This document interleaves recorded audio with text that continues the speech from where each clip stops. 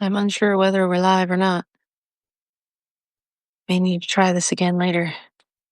Oh, wait, no, there we go. Happy Sunday, everybody.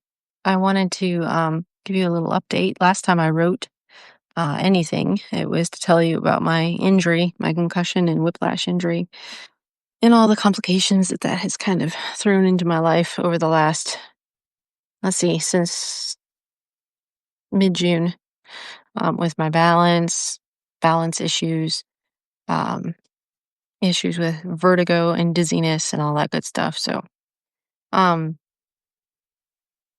I am getting better with frequent chiropractic adjustments and a new supplement regimen and medication regimen that my Lyme doctor has me on. And I have made strides. I have made progress, but of course, I'm still dealing with the daily fallout from my injury. Um, and the short answer to the question is, when will I get back to normal? Is I do not know. Um, it's interesting. I've been having to, one of the themes of my life, I think, is learning to tolerate uncertainty. Uh, I think in times like these where you have a health situation that's ongoing or, um, I don't know, any real challenging time in life, the the illusion of certainty just really gets ripped away. And I think that's good for us to experience from time to time. Because we think we're hot stuff and we're going to make everything happen. But ultimately, everything is in the hands of the Lord. He decides, He gives you the strength to get out of bed every day or not, or to put you in bed and keep you there for a while. And thankfully, I am improved enough that I've been able to do a lot of my normal daily activities.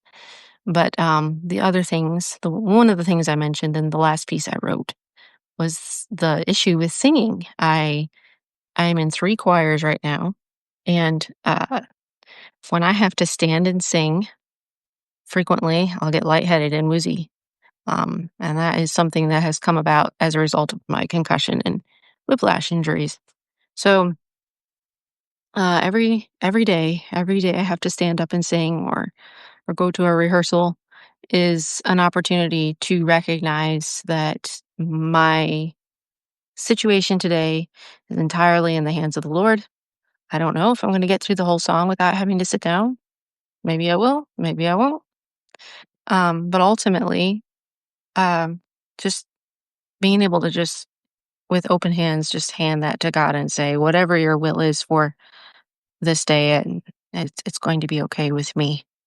And that's really hard, um, but it's necessary and it's good and it's healthy. And so, even though I'm not really enjoying this situation very much, I'm grateful for the lessons it's teaching me.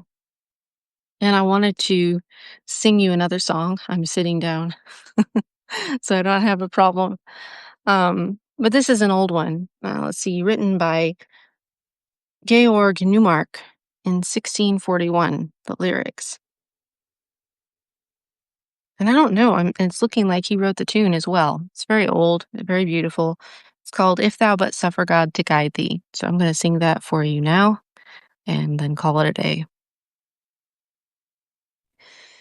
If thou but suffer God to guide thee, and hope in Him through all thy ways, He'll give thee strength whate'er betide thee, and bear thee through the evil days. Who trusts in God's unchanging love, built on the rock that naught can move. Only be still and wait His leisure in cheerful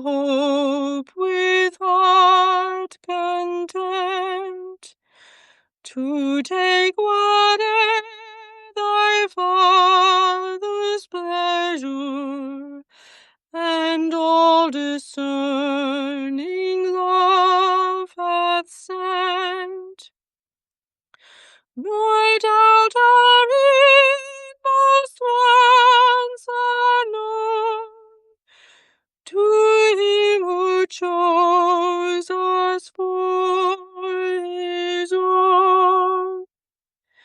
Sing, pray, and keep his ways unswerving. In all thy labor faithful be, and trust his word, though undeserving, thou yet shalt find it true for thee. God never will forsake in need the soul that trusts in him indeed.